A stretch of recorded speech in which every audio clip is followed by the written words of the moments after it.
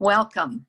I'm Tessica Gabriel, Pathways to Peace, and Pathways to Peace has been honored and delighted to host Rich Shealey in these healing talks. Rich, thank you so much for gifting us with this time with you over the past 6 weeks. Thank you. Thanks for the opportunity. And so today is our 7th and last healing talk. Yeah. And this is where, even though we've had a brief amount of time with Rich, what he's been doing is kind of laying a foundation around, what the challenges are, what the solutions are around ending racism to optimize our human potential, both individually and collectively. And now this last one is kind of putting it together in a short amount of time. And it's about living life in creativity, wholeness, and oneness. So we're just honored and delighted to have had this time and looking forward to the conclusion with you, Rich. So thank you for being here. So today we have David Wick, who is serving as host. And David, thank you so much for being willing to pick up the hosting responsibilities and to keep us moving forward in this healing talk. Thank you. You're very welcome. That's why we have 2 Tezekaiahs on the screen. Yes, who look very different, I might say. And so to kick off our conversation today, I'm going to introduce Avon Madison. Avon is the co-founder of Pathways to Peace and the Pathways to Peace president. Avon? One of the co-stewards of it, along with all of you. Welcome, everyone. And again, I just say Pathways to Peace is so honored to host this important conversation on the crucial issue of racial injustice and all injustices which has pervaded history and which must end through our collective and individual awareness and through wise, effective, concerted action and at all levels. And I'm particularly called today to speak about the potency of what Rich has spoken of before, the illusion of separation, which is at the base of the cause of all injustices, and the importance of all of our voices and votes coming at a crucial time, particularly in the United States, but elsewhere. And I'm just aware of how many have gone before us who have sacrificed so much to be able to have some degree of freedom and some voice to be heard, and in some countries, the privilege of being able to vote. And so I'm just aware of what goes along with privilege and responsibility. And that's something that I so appreciate has been brought out in these talks on healing racism. So I just wanted to repeat a quote that I spoke of last time, which seems relevant to what Tezekaiah was saying about this closing theme of the talks, which is a quote from Chief Orville Looking Horse, that is a time for mending the sacred hoop of people in our common humanity and home and peace, our common home, which is our Gaia Earth. And in healing our relationship and through healing the illusion of separation, to remember that each of us is a unique pathway of peace, and that personally and planetarily, we are all part of the sacred hoop of life. Rich, I'm so grateful that you are sharing your wisdom again at this time, and that over the past 40 years that David and so many other people have been involved with activities connected with Pathways to Peace, of peace through justice, through our work with the UN and also our other organizations locally and globally. So it is a privilege to be with you again today, Rich, and also with Tezekaiah. Both of you are profound peace leaders.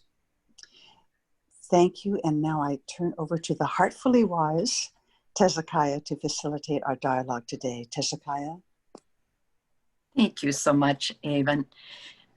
We believe at Pathways to Peace that entering into any difficult conversation, certainly conversations about race and racism, can be challenging, that we enter into that conversation with an open mind and, more importantly, an open heart. So we ask you at this point to kind of move to the center of your chest, to open up that heart chakra so that you can listen with your heart as well as with your ears and understand through your heart, not only through your mind. And so we'd love to have you join the conversation through your questions and your comments. So please add those to the chat box. We will be leaving a little time at the end to address those questions and share those comments. So now, Rich, I'm going to turn it over to you.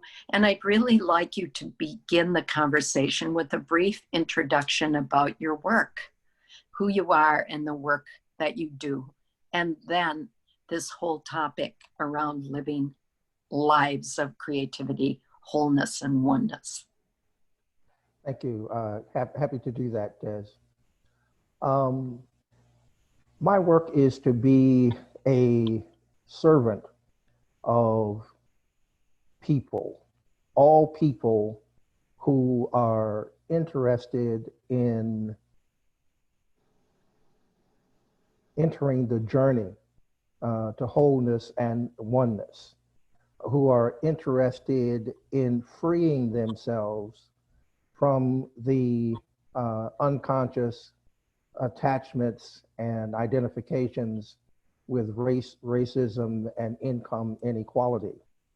I'm happy to work with individuals who want to intensely focus on as rapidly as possible, getting to a point of beginning in that process. And I also very much enjoy working with groups of people, because there is a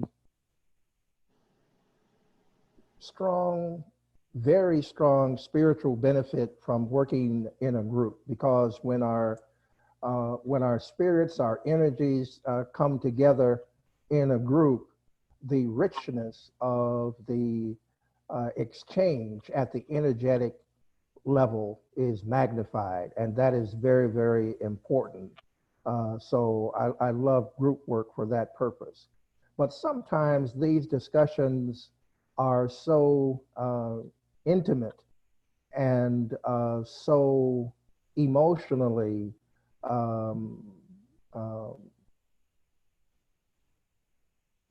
potent. People would prefer to have an individual discussion. I'm very happy to do that. All of my discussions and all of my work will be grounded in a loving approach to the most difficult and challenging discussion. I believe in being anchored in love, the spiritual power of love that allows us to move through the most difficult circumstances, the most difficult discussions without the emotional attachment to the content of the discussion, but to receive it lovingly and to lovingly redirect it into a spiritual place that helps us to close the gap between wherever we are and our true self, our authentic self.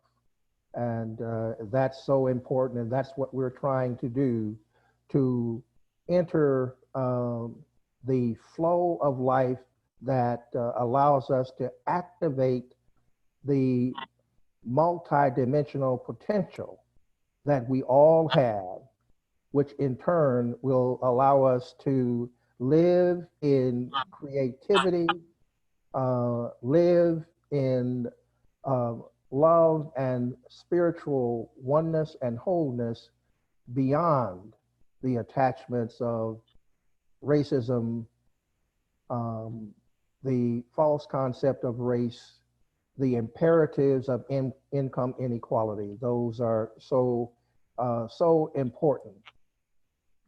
So how do we go about getting at those things? The first thing to think about is what Einstein taught us so long ago, that everything is energy. Um, we think of ourselves as being solid, a mass of cells and flesh and so what. So as all of the like. But we are, that is all energy. Some people have said that it is congealed energy, congealed light. Whatever word we want to use, whatever concept we want to employ, we're energy. But we're not just the energy that we think of as our biology. We perceive ourselves to be the individual we see when we look in the mirror. But that's not all of us. Some of us can see the fields of energy that surround our biology. And the particular view of that I prefer, and I've mentioned this any number of times, but I prefer the view of that of my dear friend Desda Zuckerman, who says those energy fields go out 20 feet or more from our physical, perceived to be physical bodies. And that's in all directions. And these fields of energy are very flexible and elastic. But what we perceive as the floor, your energy field goes down below that floor, down to 20 feet or so, depending upon how in tune you are with yourself, and that you're not thinking negative thoughts, and you're not overly attached with things like race, racism, and so on. Because the more negative you are, the more constricted your energy fields will be. And the more positive you are, the more robust your energy fields will be, and the more beautiful will be the colors of your energy system. Now, you should also know that there is a great opportunity to communicate with your energy fields. You can speak to your true self, which is part of that field, and create relationship with your energy field.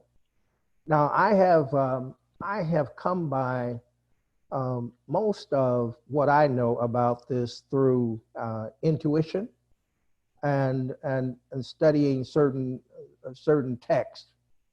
But intuitively, a number of years ago, I felt a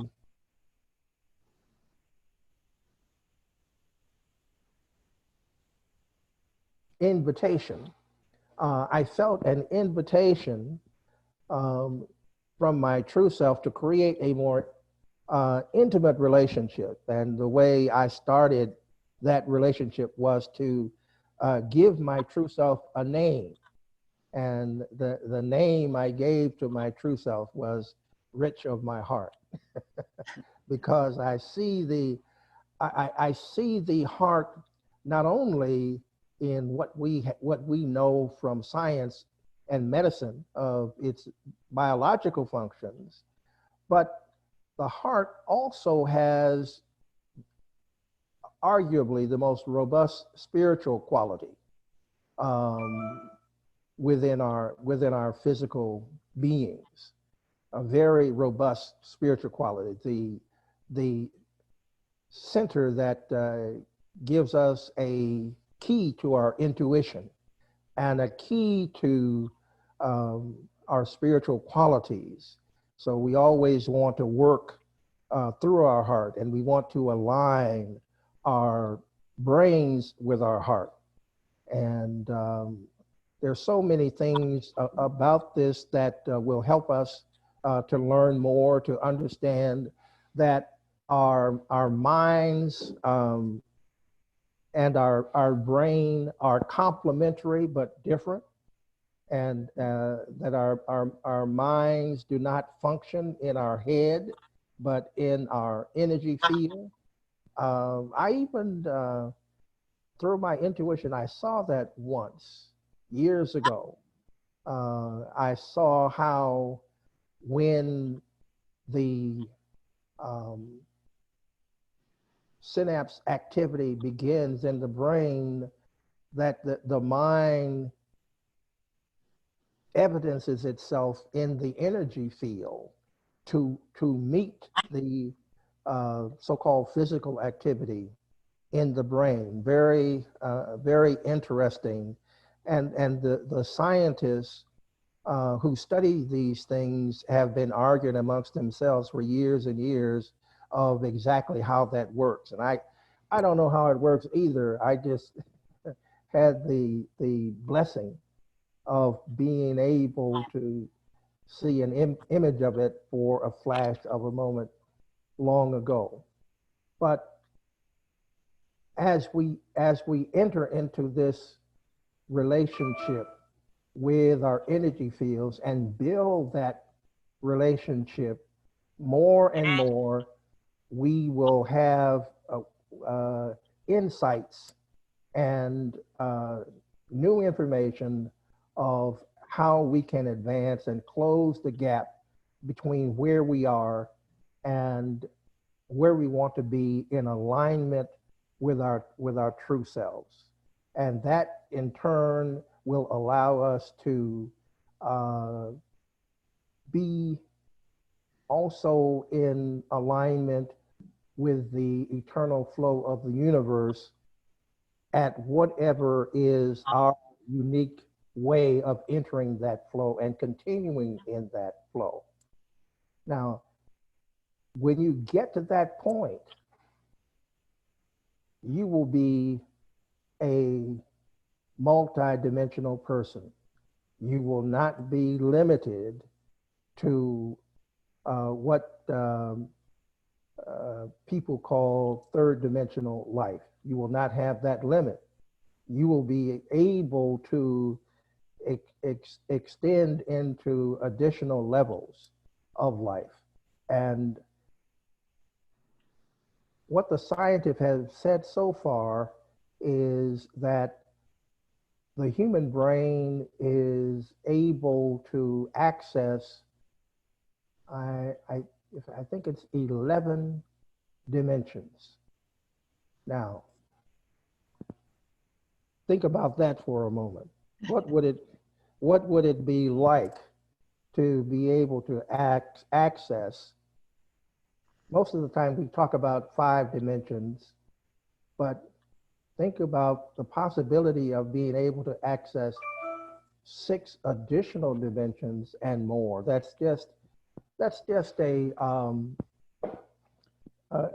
a brief picture of the possibility of who we are and of the possibility of the infinite creative capacity that we have. We are limitless beings. And I don't know if that is exciting to anybody other than me, but it's tremendously exciting to me to imagine the creativity that is possible for us.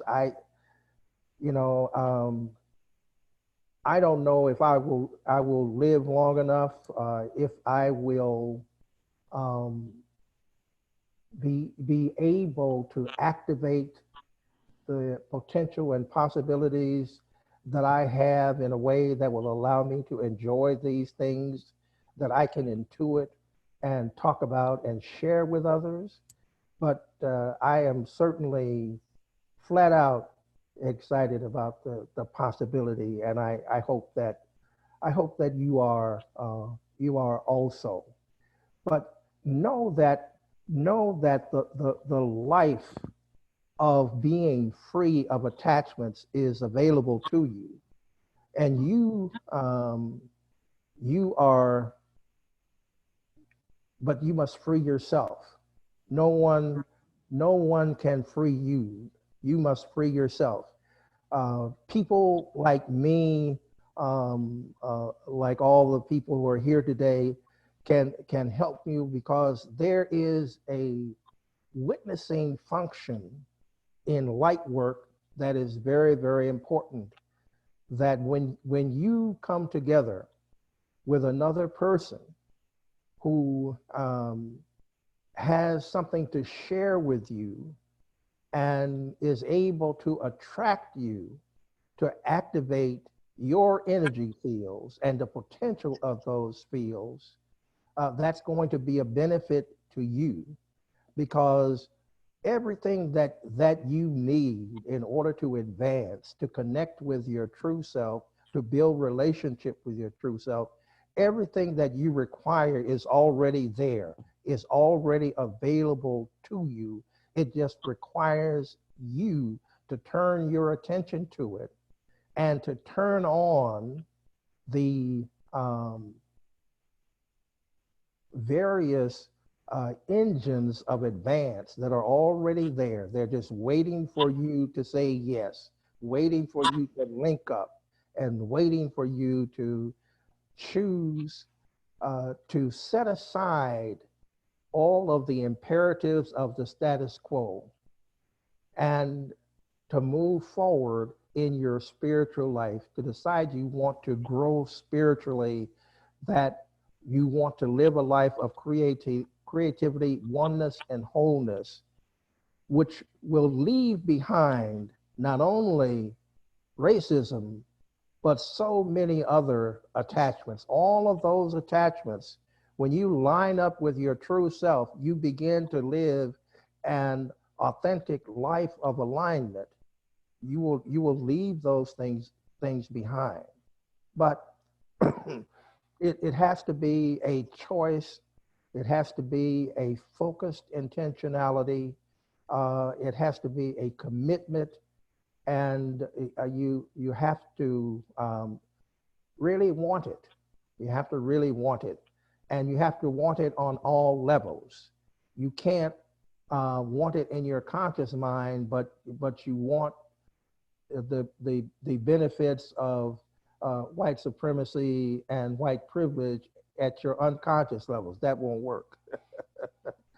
so so it's so important and so lovely. Um, what questions do we have today, if any? I don't see any questions at this point, but I do want to point to the fact that you've put your contact information into the chat box, Rich. Yes.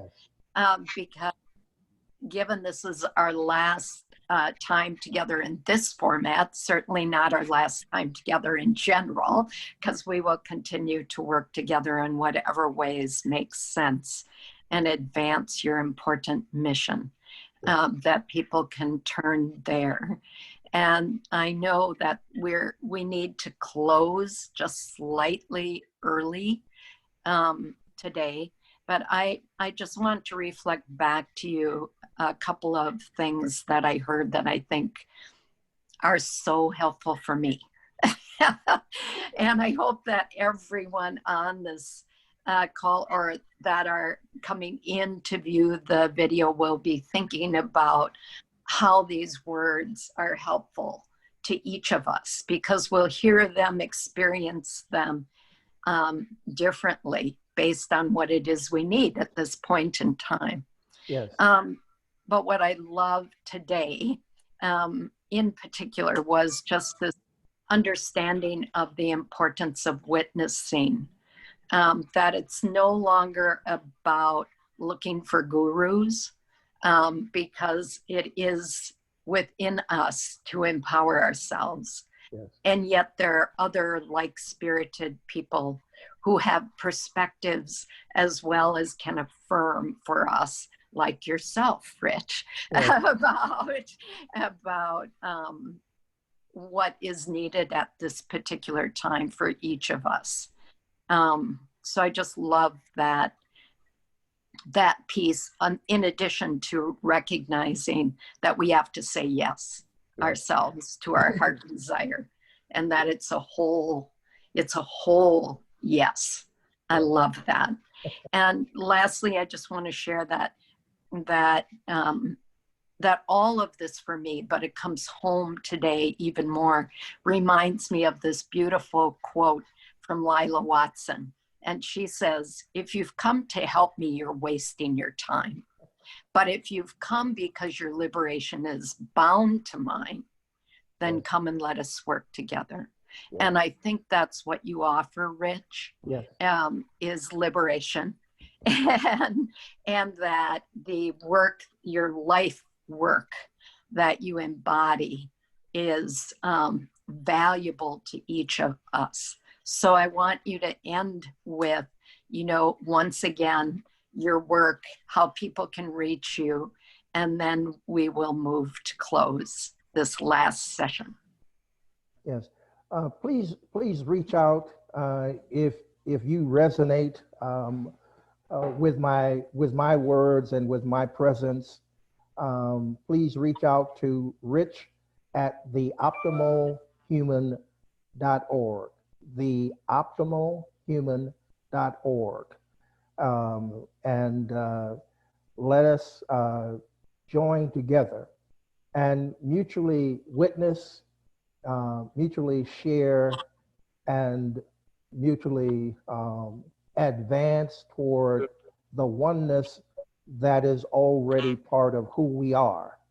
So that is so important. Look forward to it. Yes, and Amy says, thank you for your time and wisdom, Rich. There's a reason they call you the light warrior, and you have touched our collective hearts and our individual hearts in ways that make a difference for each of us. You are a pathway to peace, along with everyone else as a pathway to peace. Thank you so much for your life, your wisdom, and your work. Thank you. It's beautiful. Thank you, Rich. It's been very informative and enlightening. Thank you. And Rich, every word you said just carries so much significance. It really just is enlightening and uplifting every word to call us awake. Yes. Bye-bye. Bye-bye. Bye. Thank you. Bye, all. Bye, all.